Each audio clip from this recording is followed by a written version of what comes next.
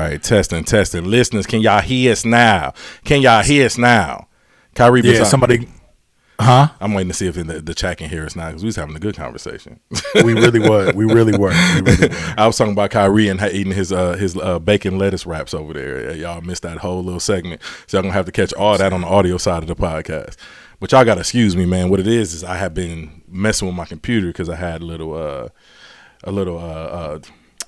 software messing up over here. So now we good to go. So back to it. Y'all know how we work through those technical issues. It's only 103 episodes in. So right. But yeah, Kyrie been eating lettuce wraps. I got to go to the audio side to hear that. But we got a very special guest in the building today, man. So I'm about to hook y'all up. I'm about to let y'all get familiar, man. Y'all know what time it is. This is the equivalent to me setting the tone.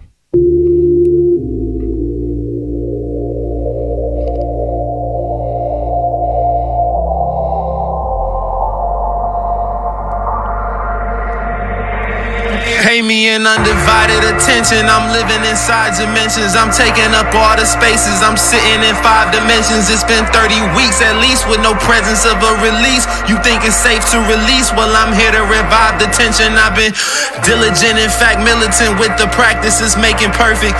That line made them nervous. I took up DJing, the tables turning.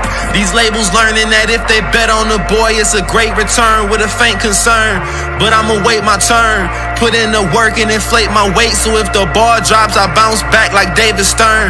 I'm unabashedly passionate that my place was earned. They love to ask but hate to learn. I give out advice because if I loan it, they stay deferred. Just pay me an undivided attention.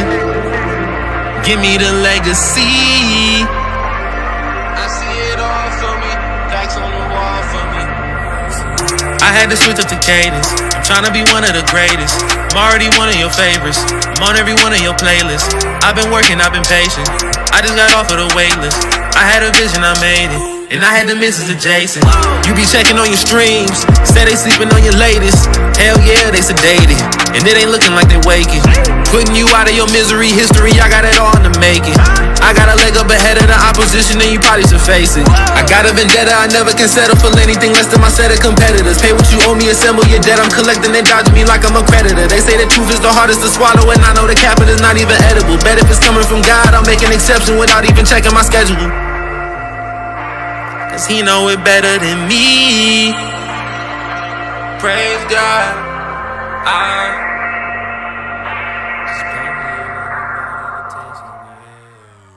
Get familiar, man. That's BIDDL, undivided attention.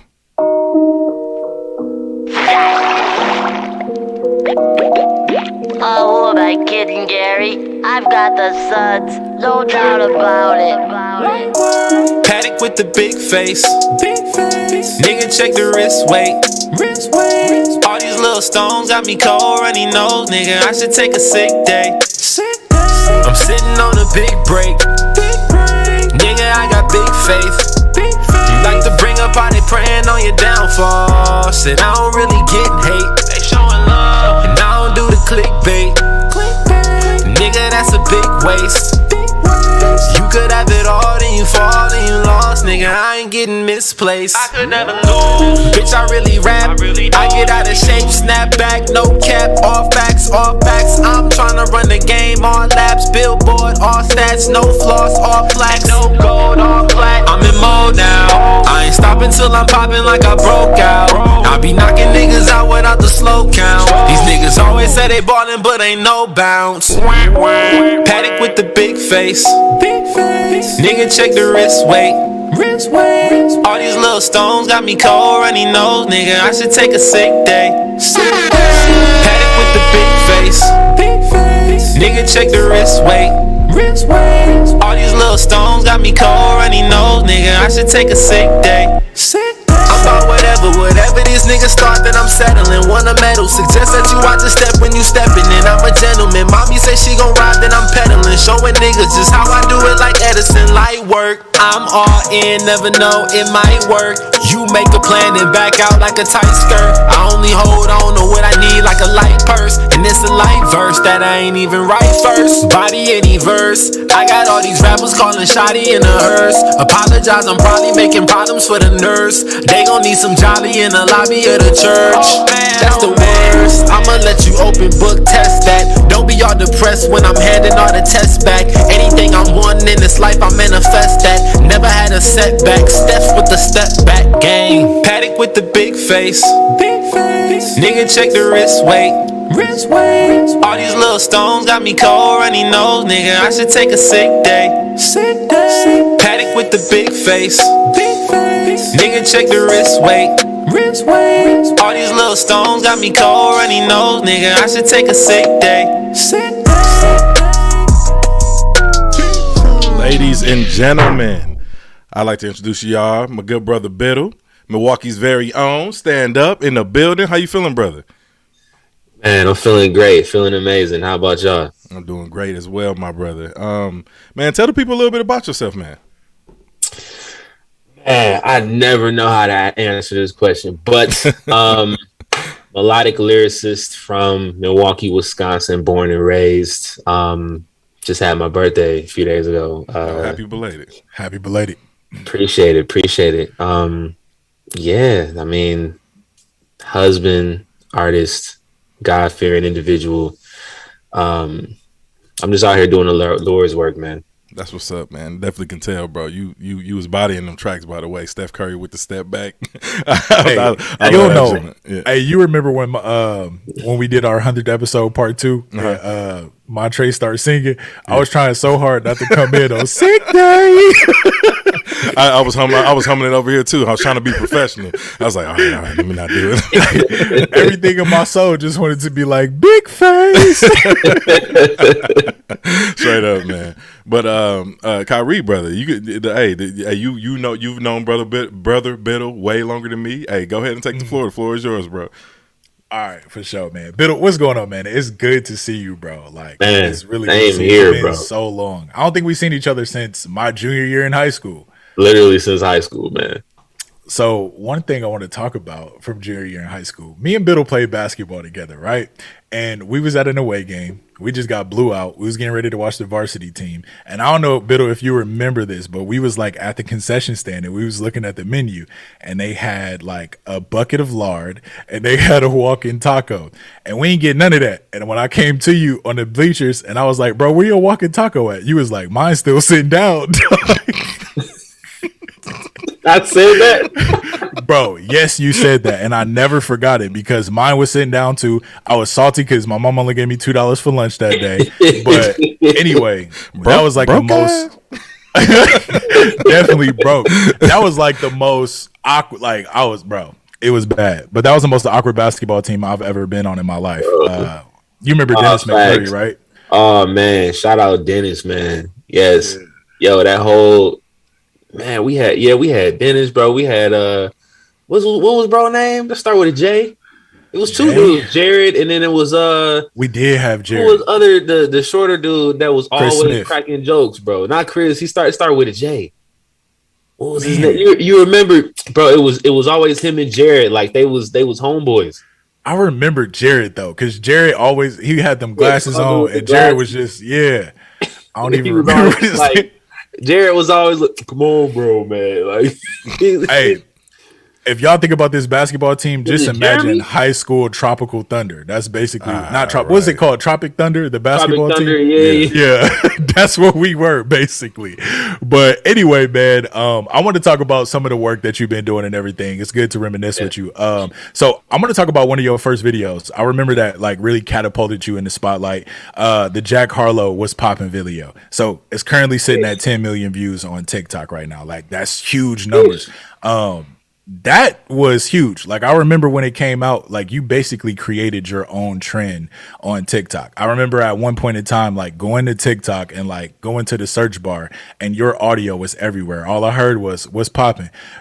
Don't mind me just watching. You know what I'm saying? So I almost sung their original lyrics too, because it's really hard to get out of that. But what I wanted to say is, like, when your craft got that level of exposure, like, how did it make you feel during that time, to kind of see your work paying off like that?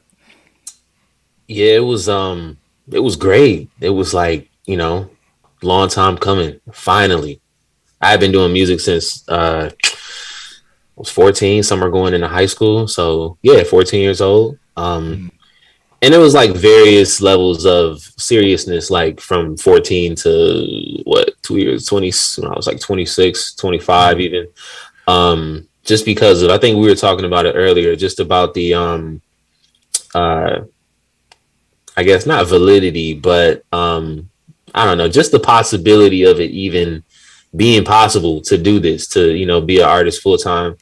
So the fact that things were finally taken off after trying what I thought was everything under the sun, to, like really get something popping on the marketing side and promotion side of things, it felt really good, really good. Yeah, I just remember, literally, like, I think was it that first? Yeah. So, like the first like few hours, I remember like refreshing the video and seeing like, oh, I hit 30K, and then I should have hit 60K. Like, I was literally at my mom's house like every like 15, 20 minutes, like trying my hardest not to look at the video. But every time I took a look, it popped up like 10, 20,000 views. Yeah. And like by the time I went home, it was like in the hundreds of thousands. And then I woke up the next day and it had cracked 1 million. It was like 1.1 million. And it just kept going from there. Yeah. And that kind of just started that whole run of just remixes, Right. And like everybody was doing the sneak in the video studio, like sneak in the studio videos during that time. Like everybody started doing that. Like you were pretty big on TikTok. Like right now you sitting at like 1.6 million followers. Do you feel any pressure to cater to your audience? With that many followers, like how does that make you feel? Because I know when some people, they drop one thing and they kind of disappear, but you've been able to maintain some form of longevity. Yeah, I feel like I'm in like this second, either second or like third wave or like era, I guess, of like my TikTok journey.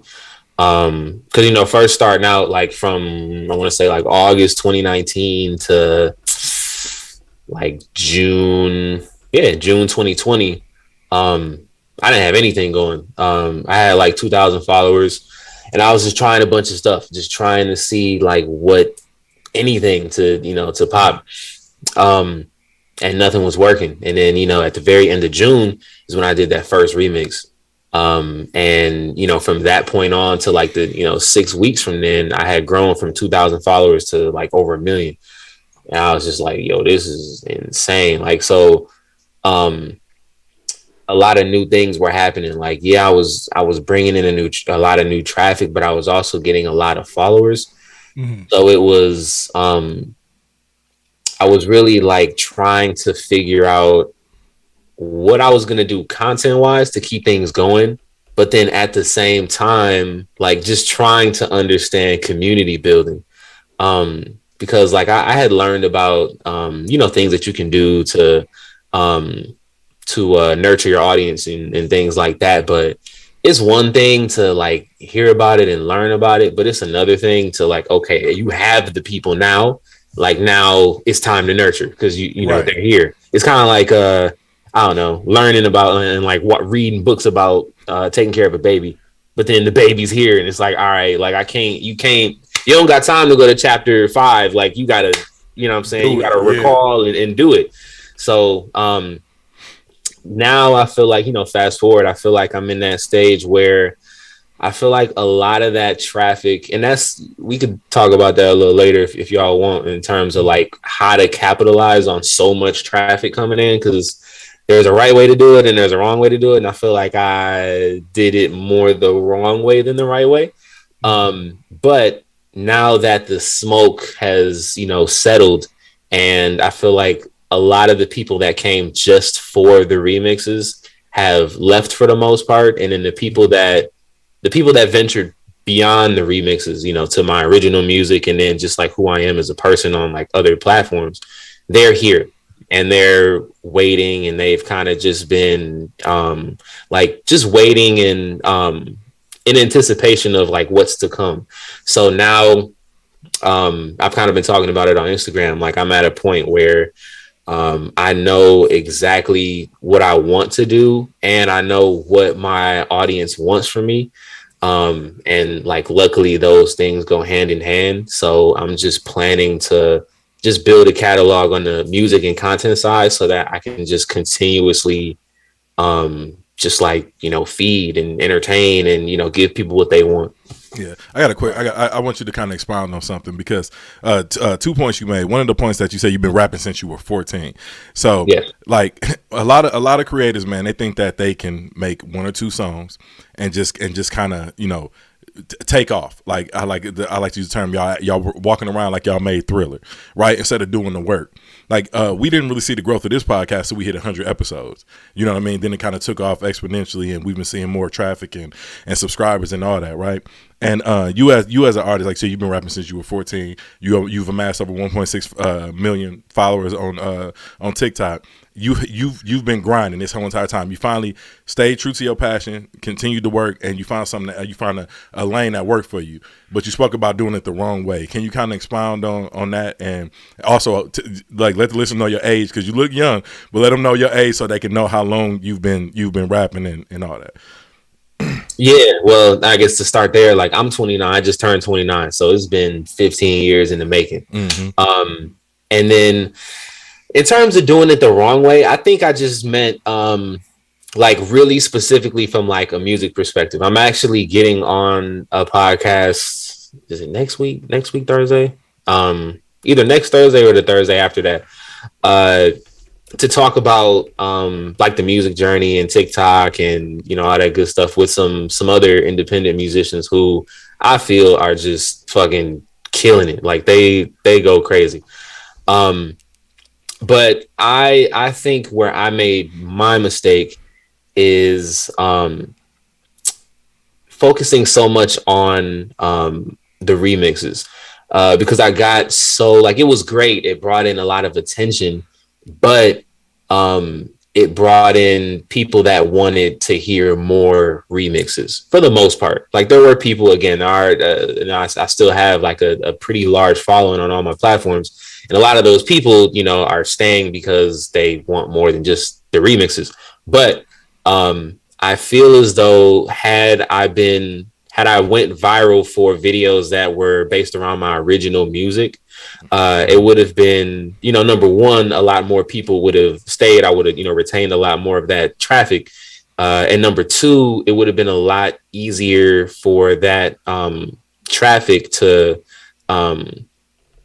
convert over to my original music. Because at one point, like I did have like 150,000 plus like monthly listeners. There was like a 5 to 6 day span where I was getting between like 55 and 65,000 streams a day. Like that was huge, but it trailed off so fast because the remixes stopped going viral. And that's kind of why most people were there in the first place. So like once I started to veer away from that because I didn't want to just keep on doing remixes. They also, you know, the traffic and all that heavy growth like also subsided. So that was just something that I learned in the process of doing that, is if you want to, you know, like it's always everybody's dream to like, you know, go viral for something and get 1 million views, but you want to be sure that it's for something that you want to be known for, something that you want to be known for, and something that you want to build on. So basically, kind of putting it in simpler terms, you are saying like you wish your foundation at the time wasn't the remixes and it was more geared towards your music, pretty much, right? I don't see like it, the way you worded it. It's like I regret it, and I don't regret it. Like, we know. Yeah, you know, I'm here now. Like, you know, what I'm saying I could turn it around. I can turn it, you know, turn water into wine. Like, whatever. It's all good. Yeah. But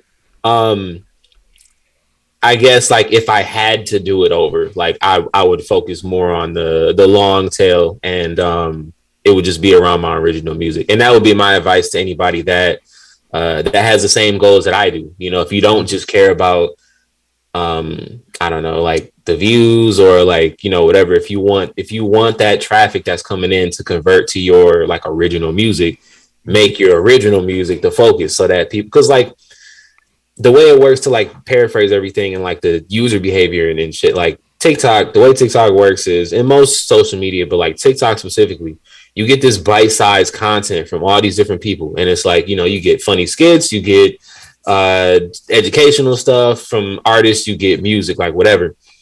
They see a snippet of what you do on TikTok and they go, oh, this is fire. And they can do one of two. They usually do like one of two things. They'll either go to your profile and like check out other stuff because it was dope, but it wasn't quite dope enough to like go to your Spotify or go to your YouTube or something like that. Go off platform. They want to check and see a little bit more. So they do that, or they like, yo, this is fire. I got to hear the full thing. And they go straight to Spotify, but they're looking for that thing. Or if it's a remix, like they'll either look for the full version of the remix or they'll look for more remixes. Same thing with your original music. If you know, they're going to look for the full version of that original song, or they'll go to Spotify and look for more of your original music. And if they don't find it, then they click off. Or if you don't have enough for them to like, if you don't have like, I don't know, 10, however many songs worth of a catalog of that thing that they came for, they're gonna forget about you. Mm-hmm. So yeah, that's just kind of the whole like thinking behind it. Yeah, and I want the content creators, especially ones who do TikTok and Instagram and that stuff, but y'all have a bigger mission, y'all have a bigger goal as far as pushing your own content. What he's saying is basically you have to be savvy. So I know that pushed you to create full versions of those remixes, correct? And full versions of your own songs, right? For the people that were looking for them. Yeah. Okay. So yeah, that's basically what he's saying is you have to continue to be savvy and put like I said, think about it, your content before you actually put it out to the world. Don't just put out this little micro bit of content without something to follow up behind it. So that for our content creators. But Kyrie, next question's on you, brother. All right. So basically the next question I have for you is, as an artist, you've evolved, and as a listener, I could definitely tell you've evolved over time. What's your work look like on the back end to achieve the type of progression you have in your craft? Like, what's BIDDL doing that the fans can't see that's leading you to develop so well? I would say it's just a lot of practice, and it's a lot of studying. On the music side of things, it was listening to a lot of music. And just recognizing patterns, to get better at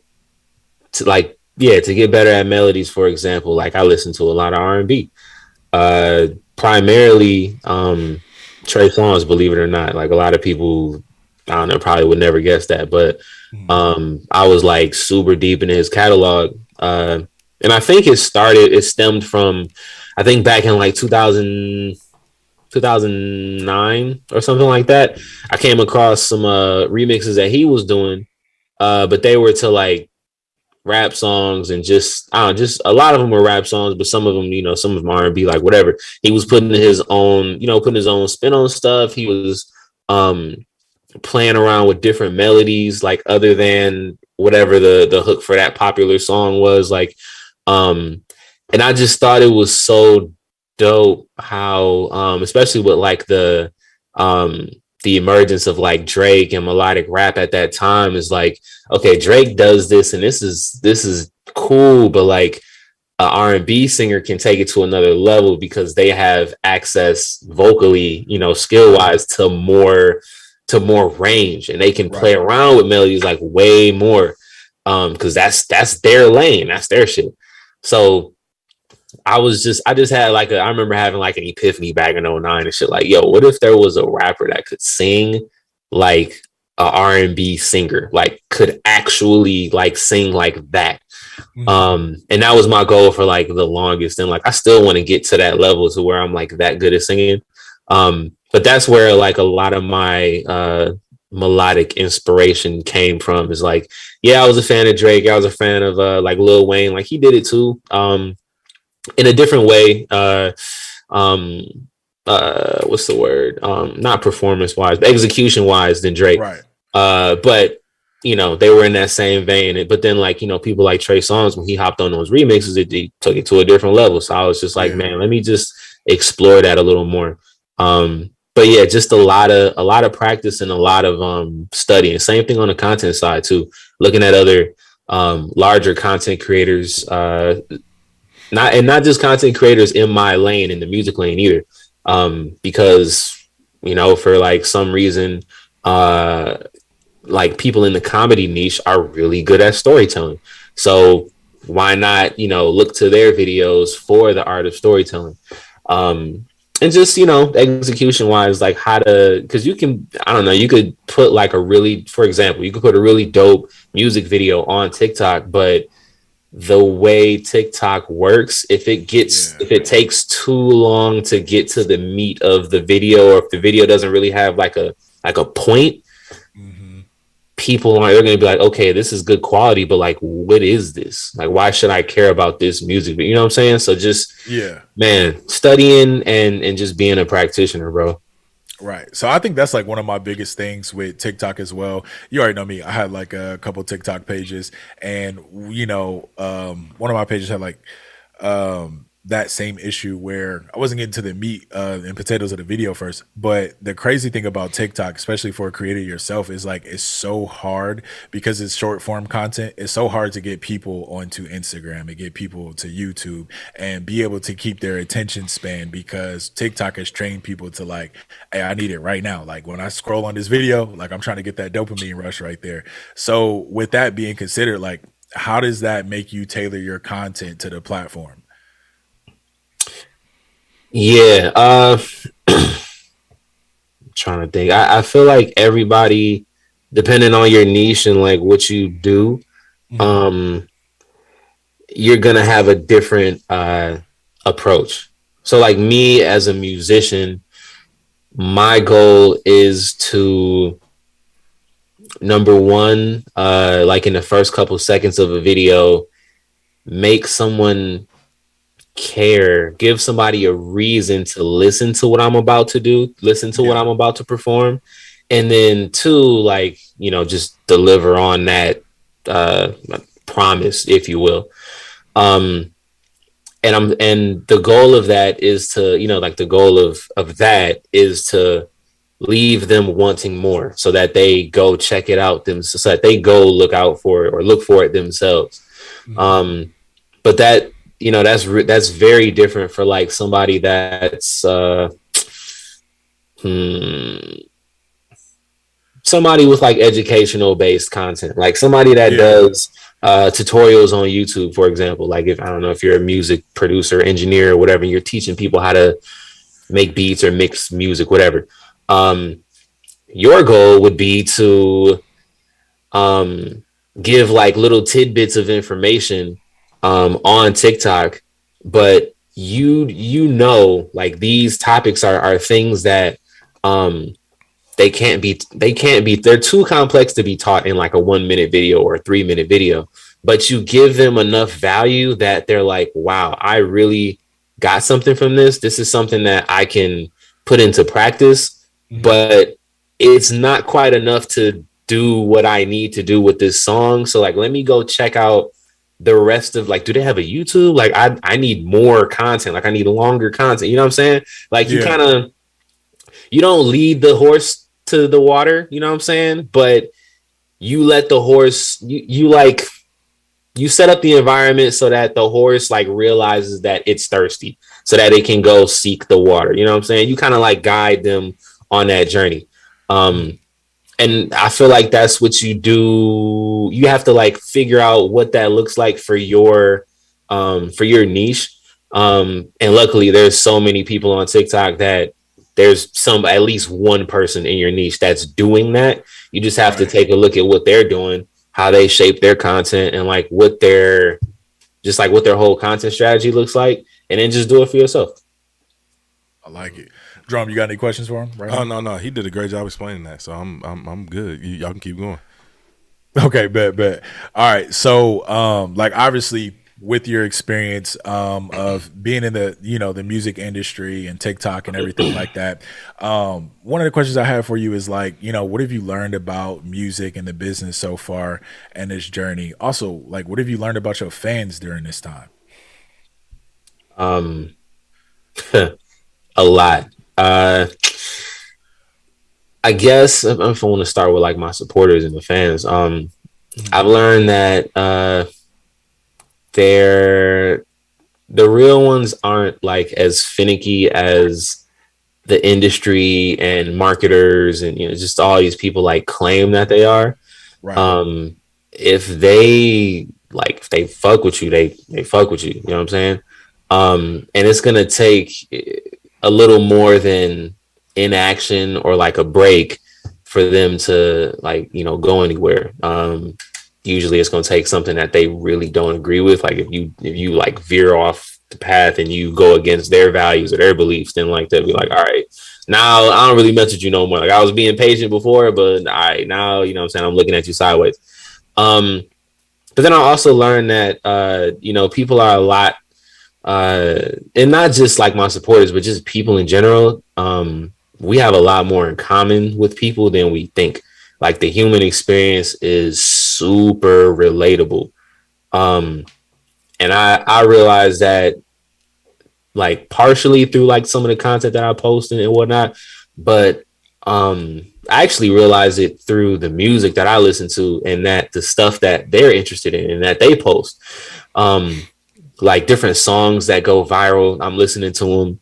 And a lot of people might feel like they're, stupid or like microwave content or whatever, but like I'm listening because the shit went viral for a reason. Like people are messing with this for a reason, like in such a high like magnitude. So I'm trying to figure out like, okay, like this one I might not understand, but a lot of people mess with this and I want to figure out why so that I can maybe it is something that I resonate with that I just didn't even quite unlock yet.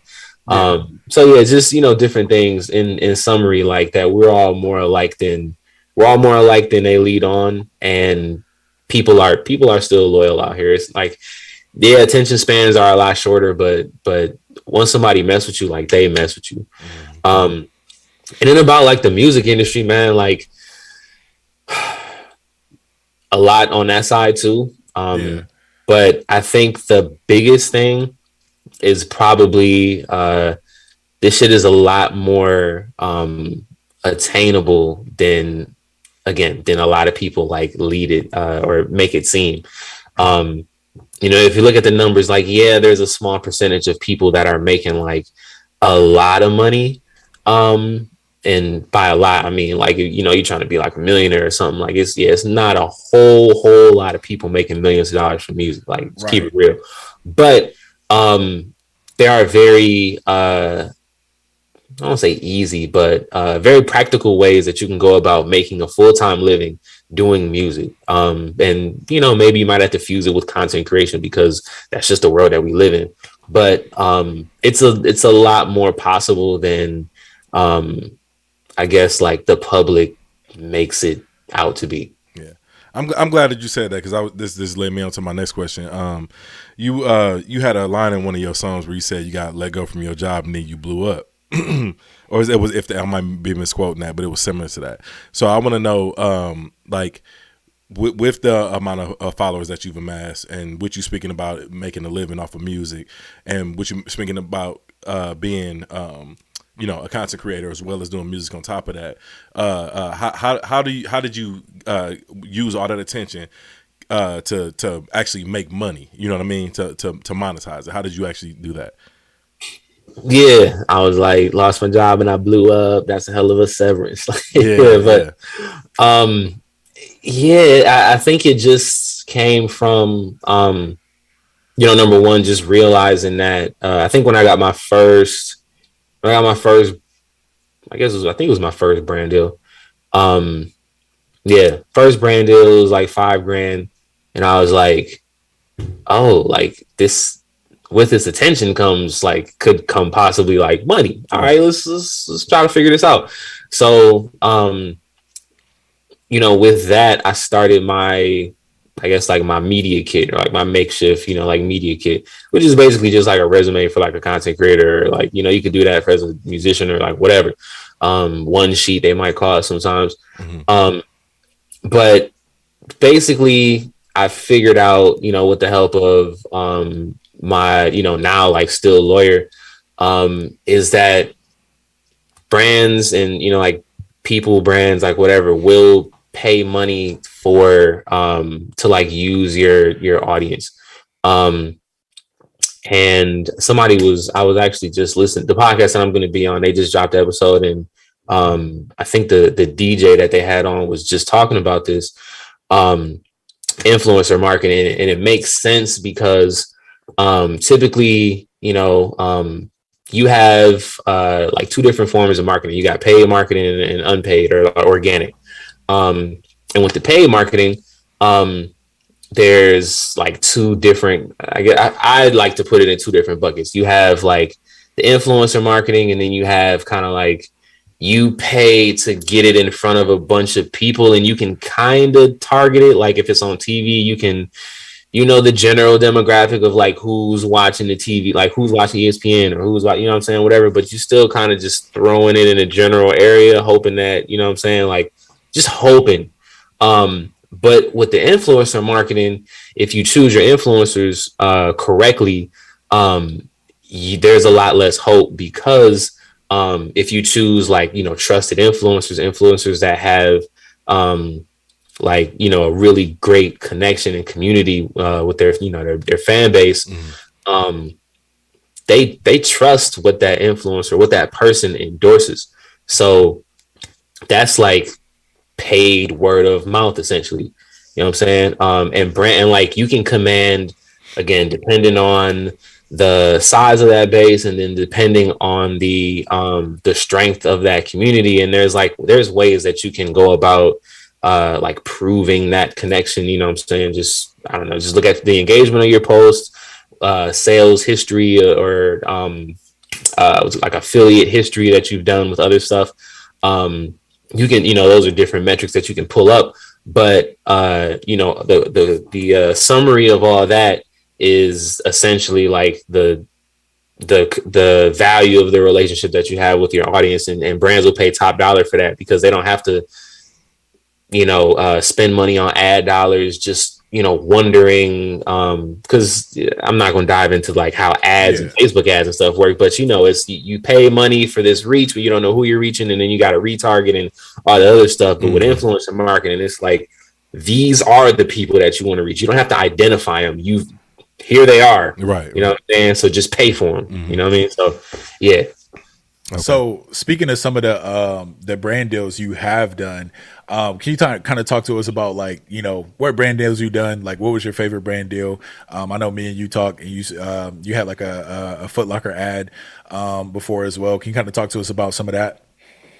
Yeah. I'm trying to think about what my favorite one was. So yeah, I've worked with, so that first one I mentioned was just like he was a guy, he was somebody trying to get a clothing brand off the ground. He had some money to spend on promotion, so that was real cool. That was my first one. There was this app that was kind of popping during the pandemic, House Party.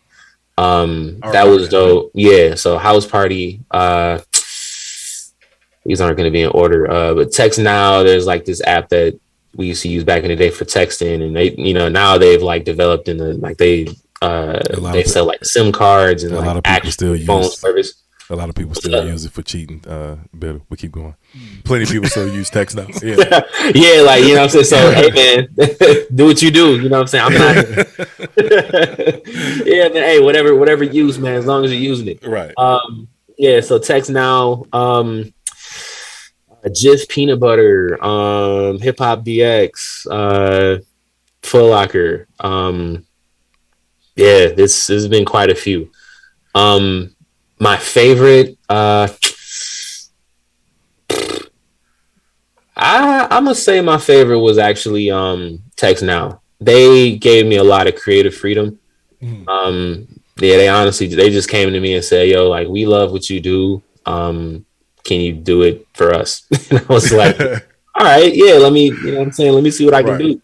And yeah, everything was cool. Like I think I made the beat for every single like little rap slash jingle that I did for him. Mhm. And like, yeah, I just, total creative freedom. They just That's wanted dope. me to send the rough draft before I posted it. And I don't think they ever wanted me to change anything. They were just like, oh my God, this is amazing. This is the best one you've done. Oh, this is the best one you've done. Post it, you know what I'm saying? So Yeah. yeah, I think so far that's been my favorite for sure. Yeah, one of our listeners before you continue on, one of our listeners in the chat wants to know, how do you get brand deals besides them coming to you or negotiating? That's a good question because I've never got an outgoing brand deal. They've always come to me. So I'm really not the person to ask. Like, I know the process. It's like, you want to have your one sheet / your media kit, like ready.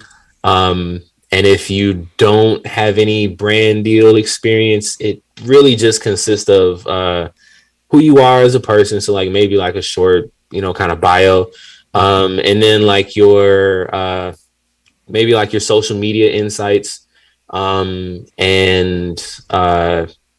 highlight like a few of your posts, maybe like your highest performing posts, and then just highlight like the standout metrics of that post or standout things that happen. Like maybe you got an insane amount of comments because like you facilitated conversation. That's something really good that brands want. Or maybe you got a whole bunch of views that indicates, oh, you can get a lot of reach. Or maybe this video got a crazy amount of shares. So that implies that, oh, like organically people take his content and they, what I'm saying, that's infinitely or exponentially more reach. So yeah, just highlight different things that you have. If you don't have anything, if you haven't worked with any brands at all. And then once you have that, it's really just, it's kind of like, networking essentially. I don't know, picking certain brands, maybe not like the biggest brands, maybe not Apple and Nike, but like maybe, I don't know, like a smaller clothing brand or like a smaller tech company or something like that. And just do like research, look at, if you can find any of their promotions or their ads or, whatnot, like what vibe does it have? What kind of demographic does it look like they're skewing towards? Does that match you and your vibe? Can you add to that? Can you add to their brand identity? Will your audience, does your audience and their audience, like commingle? And, from there, like reach out to, you could, DM people on Instagram. You can look for people in the marketing department, specifically social media, if they have like a big enough company or big enough marketing department. And then just, introduce yourself. Hey, my name's so-and-so. And like maybe reference a post that you saw or something that, I don't know, a recent press release, and talk about how but make it genuine shit that you would actually be interested in. Don't talk about like, oh, I see you guys went public and your IPO was great. Like, talk about shit that you would actually, that makes sense for who you are. You know what I'm saying? Yeah.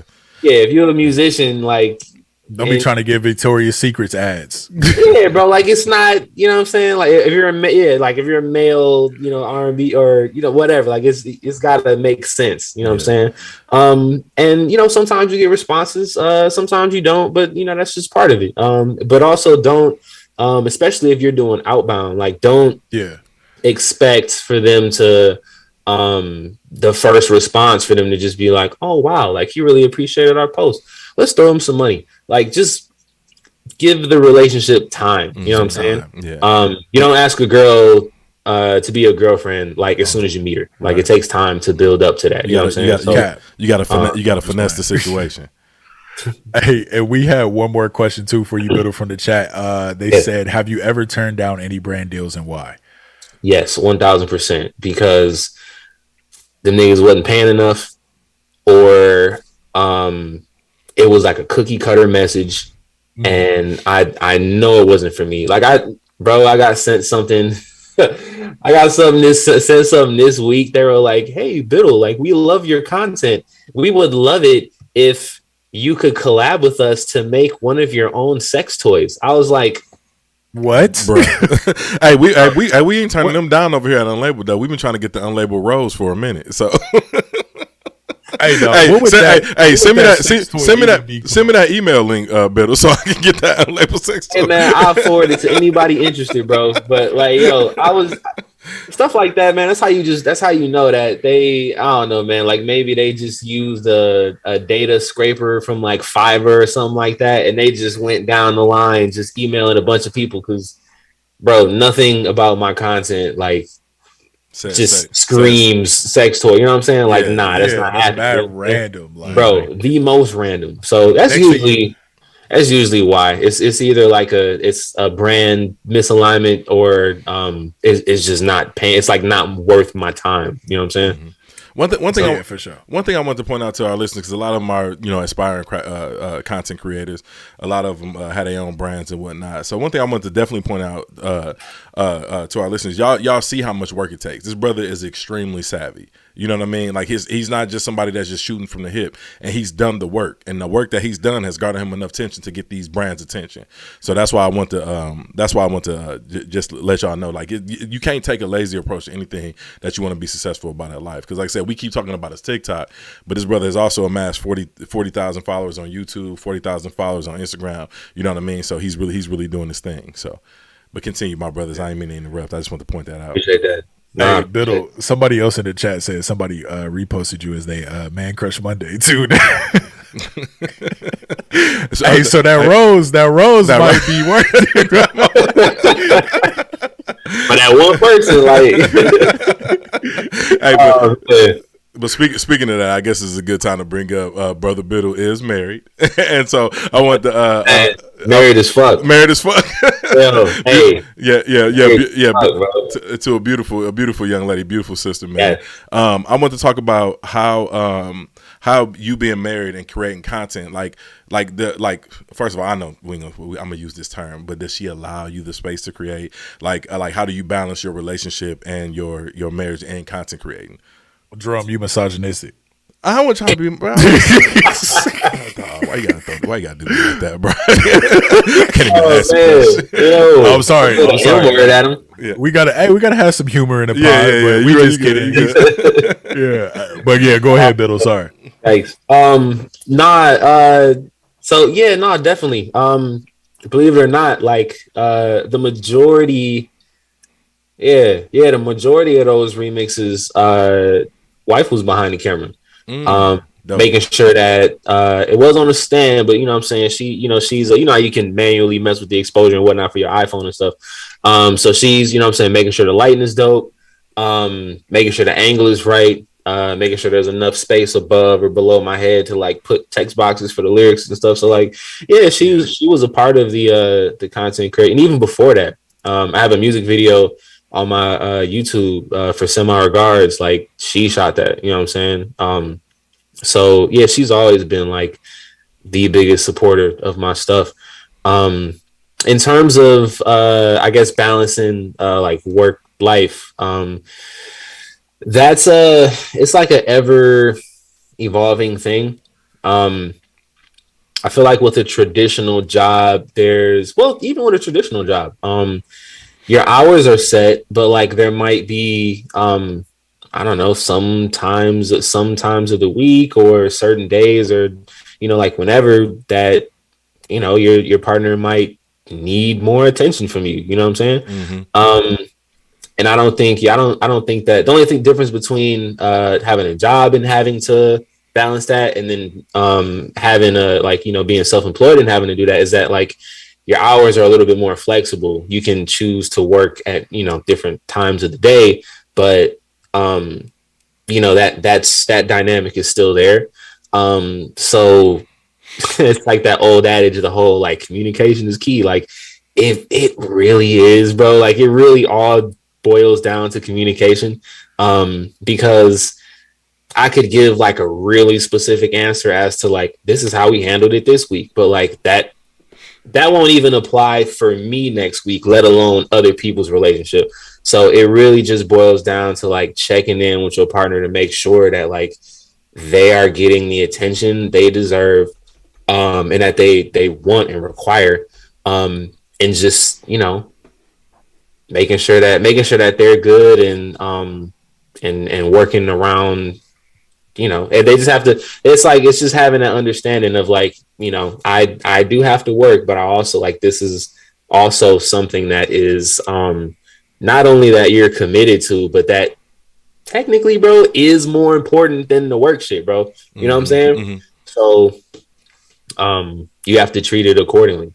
Fact. I'm glad you said that, man. About you seem like you got a good balance and a good support system. That's what's up, man. Shout out to the wife. Kyrie, next, believe the next one's on you, brother. You got something for BIDDL? Yeah. So, what was my next question? Let me go ahead right now. So basically, right now, I know we talked, and your passion is to release new content at a higher frequency than you were releasing before. And you also said you didn't like a lot of that stuff that you already posted, which we think is great music, but we understand the mindset because you're like, I'm trying to get better. I'm trying to put out more. So what can we expect from you going forward as an artist? Greatness. Yeah. More specifically, like the first thing that sticks out to me is just like better audio quality. So much better at engineering now. I'm actually learning from like somebody that like does engineering for a living. I paid him for essentially like a mentorship program, and he's spending a lot of time with me, just like literally teaching me like the science of this shit, so that my stuff can sound like that good. So better audio quality. I know a lot of like the casual listeners probably don't care or can't hear. You'll hear the difference to some extent. Yeah. And then like just for, you know, stuff that you can, you will be able to tell the difference. Is just like a lot more variety, I should say. I don't know. I can do a lot. I'm very versatile. And you're just gonna hear a lot more diverse sounds, but then also it's just gonna sound a lot more polished in terms of like delivery. I've gotten better with just like rapping delivery flows. Yeah, your cadence is insane right now. Like you really developed your cadence. Hey, I remember. I'm sorry to cut you off, but I remember the first time I heard your music like 4 years ago. I was like, this brother has grown exponentially. So yeah, keep going. My bad. I just had to throw that in there. Yeah. No, I appreciate it, man. Yeah, it's again, man. It's just a product of studying and practice. Like just practicing, hopping on different beats that I wouldn't normally go for, but you know what I'm saying, it really forces you to get creative, dive into your bag, and like use what you have learned to create new bags, or like, you know, just expand the bag. So it's just a lot of like maturity in the subject matter and the actual sound of my voice. And you're just gonna hear different like flavors and textures, you know what I'm saying? Stuff that you wouldn't have thought to hear me on before. Nice. So that's kind of going into the growth and like just how you develop as an artist, you know, going into more things, reaching into more genres and stuff like that. Can we kind of expect any collaborations with any artists you got coming up soon, or, you know, people you working with? Oh yeah. I actually just finished one. Put it on my Instagram story. It's fire. I got a song, appreciate it. I got a song with this guy, Verum. And his I think the song is called like just Planet. But he had a song blow up on TikTok called Planet. I think it's sitting at like a little over 2 million streams right now. Shout out to him. We finally got something coming out. It's called Slide. I'm not sure when it comes out yet, but I think if not next week, then the week after. Don't hold me to that though. Follow me on Instagram if you want to know the exact date. We'll post all those links in the description of this podcast, so don't worry about that. Y'all won't have to find them too. Y'all won't have to search too hard. We got y'all. But keep going. Appreciate you. But yeah, other than that, I think collaboration wise, me and my guy Oren Major might be may or may not be doing a remix to his song Pace that just came out not too long ago. He had an open verse challenge for it, and I did a quick I think it was 8 bars or something like that. And I snapped, I did my thing. So if you want to check that out on Instagram, TikTok, I bodied that. And then that would be, that may or may not be a official collaboration. But a lot of my stuff is really just going to be a lot of original music coming out. So yeah, be looking for that. Mm-hmm. Nice. And I got one more question for you, brother. What's your favorite project so far? What you feel like is your best project so far? You mean just like song? Because I only have like one project out. So song, Bucks and Six. What is that? I said Bucks and Six. Keep going. His favorite song is clearly Giannis. Yeah, Giannis. That song go hard. I might give our listeners a little bit out on the outro because that song bang. But keep going. I was gonna tell you to do that too. But yeah, my bad, Biddle. Yeah, I actually have to I have to touch that one up a bit because it's a little rough. But I think actually like my best song is a song that isn't even released yet. And it's called Pardon the Bags. I think, we off air, we kind of talked about Who Said You Less of a Man and like how vulnerable of a song that is. I think Pardon the Bags is. Okay. Yeah. I was like, don't go into that yet. That was my next question, but go ahead. You good. Yeah. I think Pardon the Bags like goes a little deeper. It's a little more relatable. Yeah, I don't really know how to explain it otherwise, like other than just like playing it. But that's, I don't know if y'all want to get into that, but like I have it available if y'all wanted to. Hold on. I'll play it. I'll cue it up for the listeners right now. What's the name of the song again? So it's called Pardon the Bags. I would have to send you the Dropbox. You know what?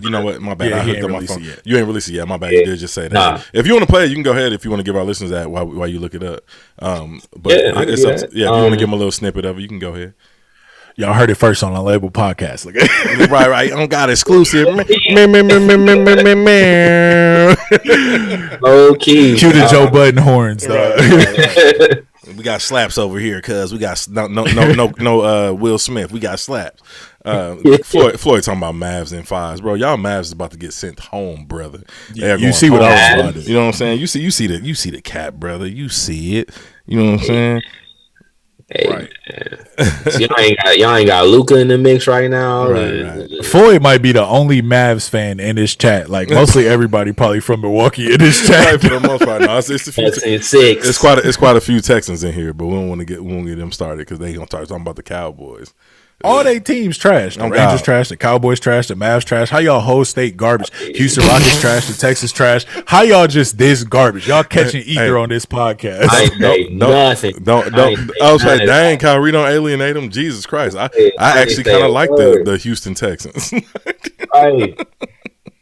No, just alienated like half our listeners. Should I send the link to you, or like how does this work? If you can send a link to me and then I can play it and it'll come through my thing. So just email it to me and I'll play it right quick. All right, yeah, I got you.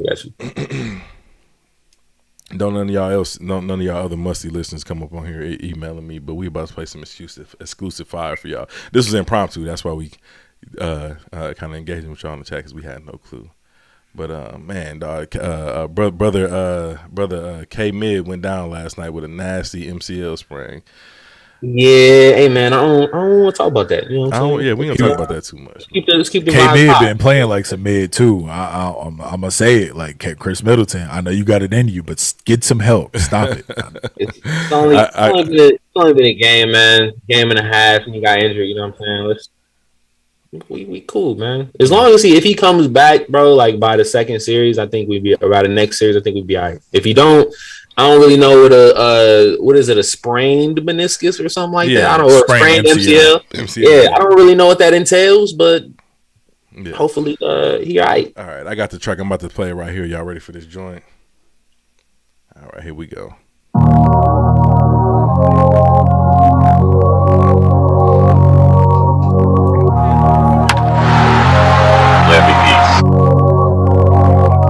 This is a new thing.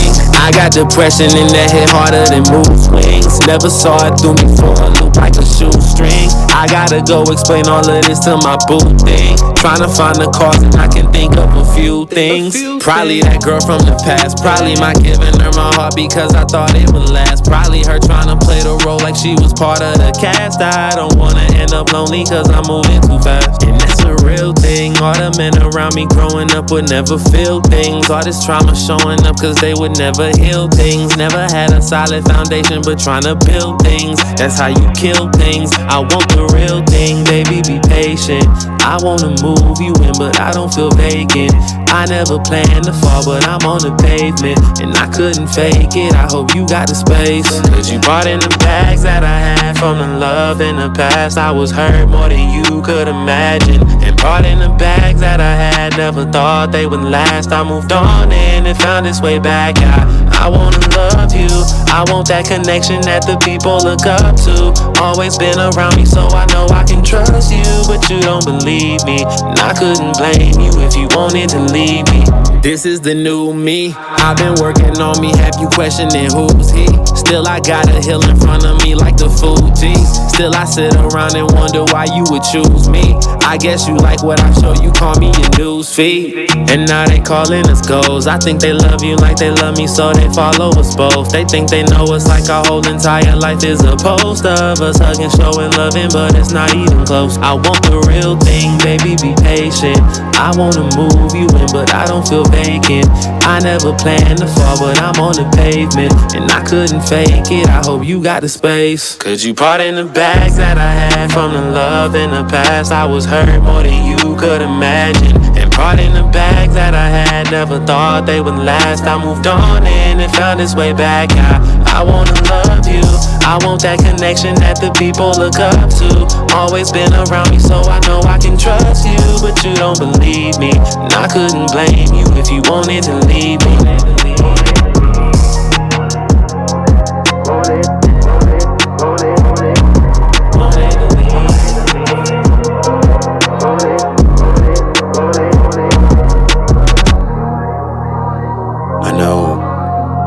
I know that you're the one I'm supposed to confide in, but nobody showed me how to do this. Hey, give it up for 6 a.m. in Milwaukee because that shit was amazing. Jesus, I'm downloading this right now, so he can't be like, hey, delete that track. Hey, I need this in my mix, bro. Because listen, that was fire, bro. Like, loved it, bro. Listen, and listen, the vulnerability we be talking about. You know what I'm saying? Like, yeah, I don't think y'all understood what he was saying in that song. Well, if y'all did, if y'all was listening, if y'all got ears, y'all should have understood. Like we come from a very, very, very violent, negative, probably one of the worst states for black men. Like, and the vulnerability that he has in his song, like that he shows in his song, is incredible, especially being from the place that we from. And I'm gonna go ahead and let you expound because you was going into something before you sent me the track, and then I want to move it to my next question for the one single you got to release. But go ahead, brother. Yeah, man, I kind of just zoned out and was vibing to my own shit, so I have no idea what I was talking about before. I think it was something about it was something about the vulnerability, but since none of us can remember right now, because I zoned out. I think that's what it was. I asked him what his favorite track was, and then he gave us that. He gave us that. I can't wait for this one. But I can't wait to that release. So he has this song called "Who Said You Less Than a Man." It's an acronym. So who says you less than a man? Y'all can do that. I'm gonna spell you all the characters. But it's a very, very vulnerable song because it talks about something that us as men go through a lot. Like when we don't have nobody else to lean on. We talk about depression and how to what's the word I'm looking for, Kyrie? How to cope with it last week. Yes. So I'm like this song embodies that. This song, "Who Says You Less Than a Man," and I want to know like what inspired you to write that song. Being from where we from, being from Milwaukee, Wisconsin, being a black man, like were we known to only get angrier versus show our true emotions? You know what I'm saying? I want to know what inspired you to make that song and be so vulnerable on it. Yeah. Honestly, it was the product of doing exactly what you were talking about coping with it. I was living in St. Paul, Minnesota at the time.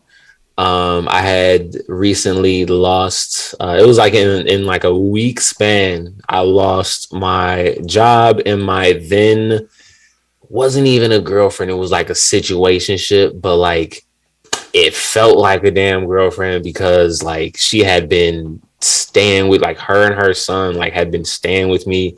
And it was like I was doing her like a solid, you know what I'm saying? Just trying to be a good person. Right. And like all that kind of happened within like a week. And I was like, damn, like on top of like my emotional not being good, like I don't have a job to pay for this expensive ass loft I have downtown in St. Paul. Like I don't know what to do.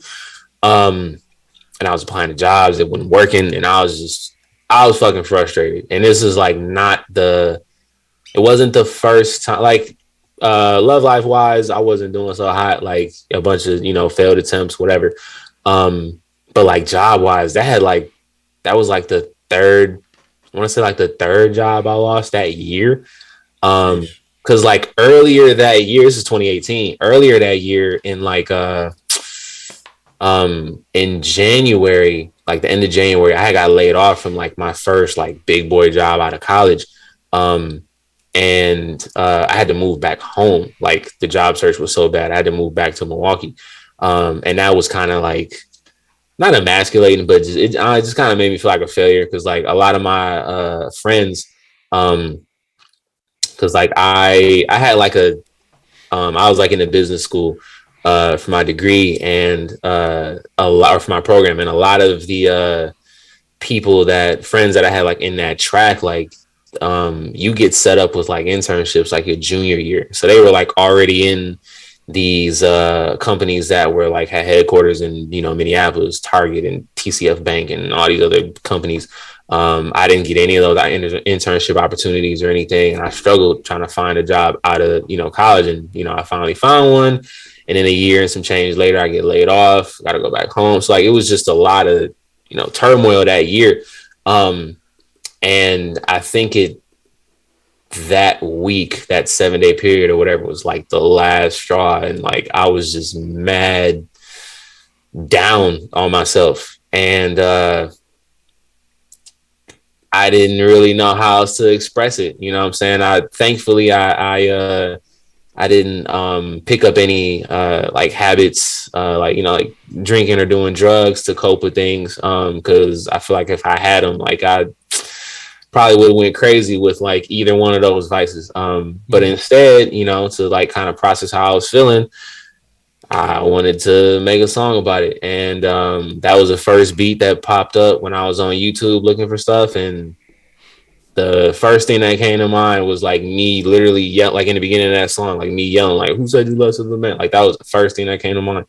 And then the hook came. And then after that, like it kind of all just like poured out. And that's really where the song came from. Yeah, that's dope that it came from a genuine place. I'm sorry that you had to go through that, that experience to get that. But sometimes we get the best music out of artist's pain. You know what I mean? So I'm sorry you had to deal with that. But like I'm glad that it came from a real place and it wasn't something that was made up. You know what I mean? Because a lot of times us as black men, we are afraid to be vulnerable and put our experiences and what we've gone through out there. You know what I mean? So yeah. Like dope song too, man. I hope all our listeners go and search for it on Apple Music, Tidal, whatever DSP y'all use, and go check him out. Because like I said, BIDDL got some heat. He got some heat for sure. Definitely. Appreciate you. Yeah. I think my favorite song. So when I first started listening to your music, when did I send you that first song, Jerome? Was that like 4 years? You said it was 4 years ago. I think like my favorite song was D&D at first. Like D&D was like, that was my jam for a minute. I was playing D&D like crazy.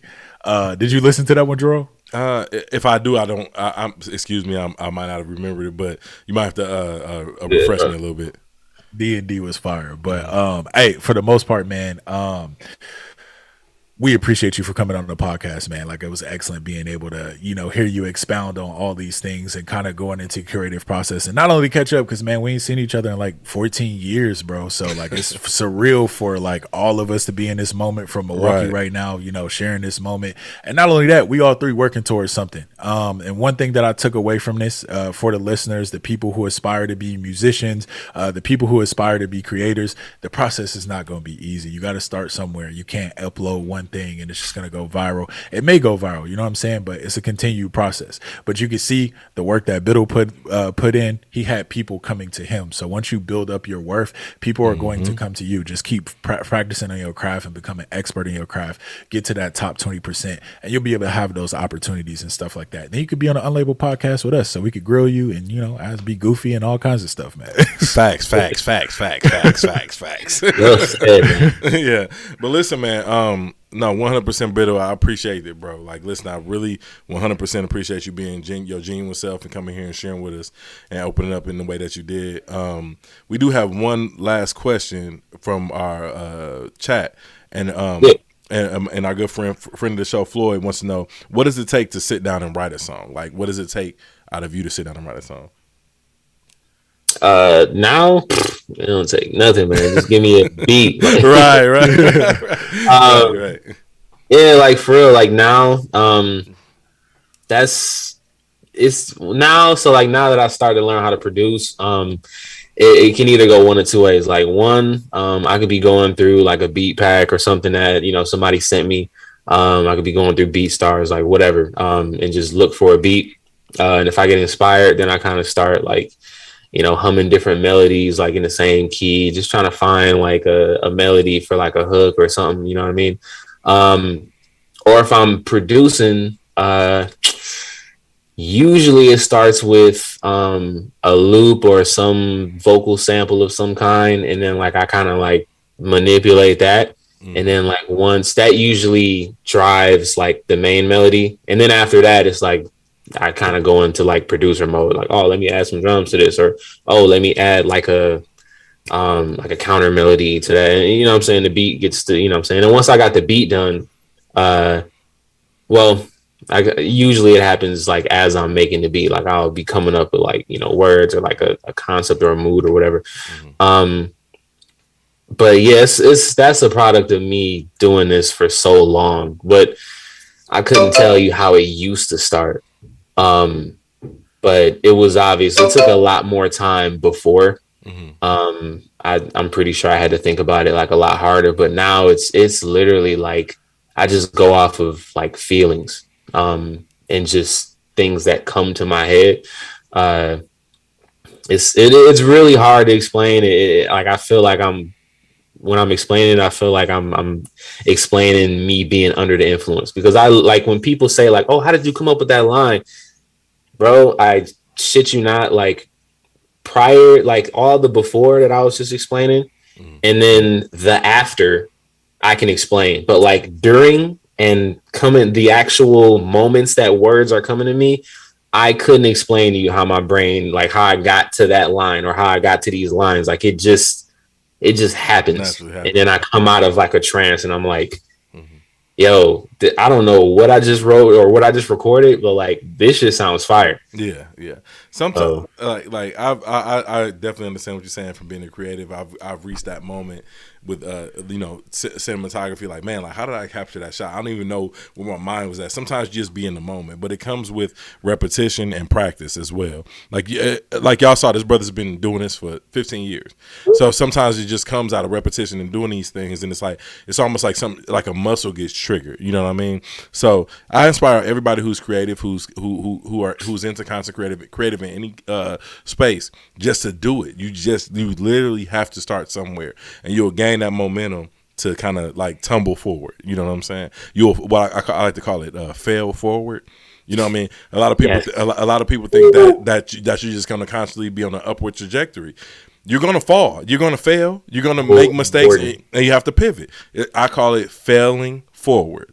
So that's so important, bro. Like, and that could be a whole nother podcast, bro. It's just talking about the importance of like not being afraid to just try shit.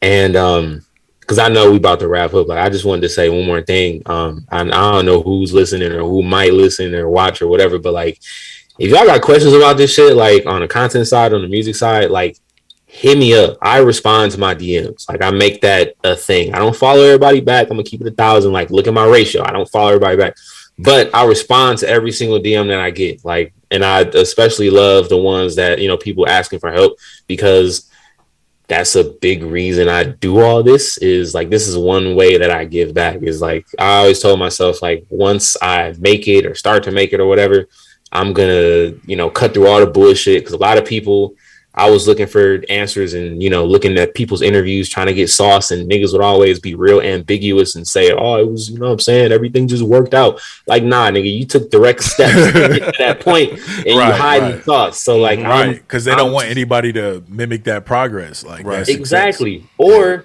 they got there by like a fluke or by some gimmick, and if somebody comes up underneath them, they can basically unearth them, because they not really standing on a solid foundation. Yeah, I got a TikTok about that shit too. But anyway, yeah. So if y'all got questions, man, just hit me up. Like, don't be shy. Don't be like, oh, this nigga too Hollywood. Like, hit me up. I will respond to you and give you all the answers that you need. Trust me. You know, one thing I love about you saying that, and I'm about to get off on my Hotep shit, and then we can wrap this up. But one thing I love about you about saying that is, at one point it was illegal for black people to come around and share information with each other. Like what, like during the Jim Crow era, during all this post-slavery shit, white people didn't want us to come together and share information with each other. Now we have the internet. Like I said, as much as people like to hate the Instagram and the likes and that, blah, blah, all this other bullshit, like, we are coming together. And that's why I built this platform the way I built it, so we can tell black stories, so we can share these instances. Like, so BIDDL can say, hey, reach out to me. I've told y'all to reach out to me. All listeners who are part of this podcast, who are part of this community, have reached out to me in the same way, and I'll share information with y'all, because we get a lot of old heads who don't like to share information, and that shit comes from a point of oppression.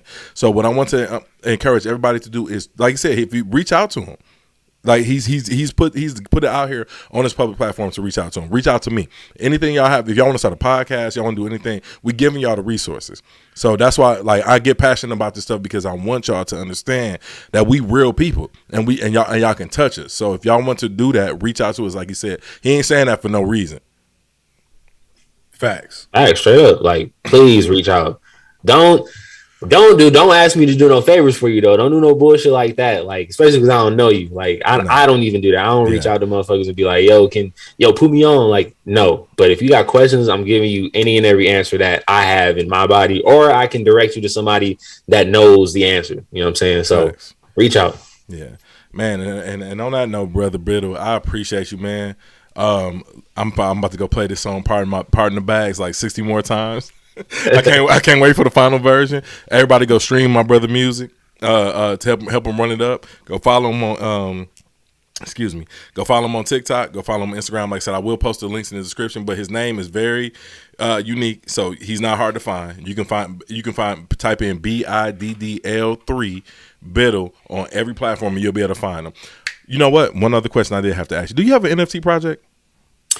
No, but I want to create one, but I was so focused on like the music and building the music catalog that I just didn't have the time to properly develop and then like release that, because there's a lot of promotion and stuff that goes behind it too. So you gotta catch somebody slipping on Instagram, because I mean on Twitter, because they got BIDDL NFT as a at name on Twitter, and that's why I asked you that. That's mine. Yeah, that's mine. Oh, that's yours. Okay. I want to make sure that was you, because I'm about to say, bro, we're gonna have to chin check somebody. Nah, that's me. That was when I was following a bunch of different projects, and I didn't want like, because I was trying to do my main profile, but then it just was getting mixed up with like people that I want to follow, like personal, I want to follow every day.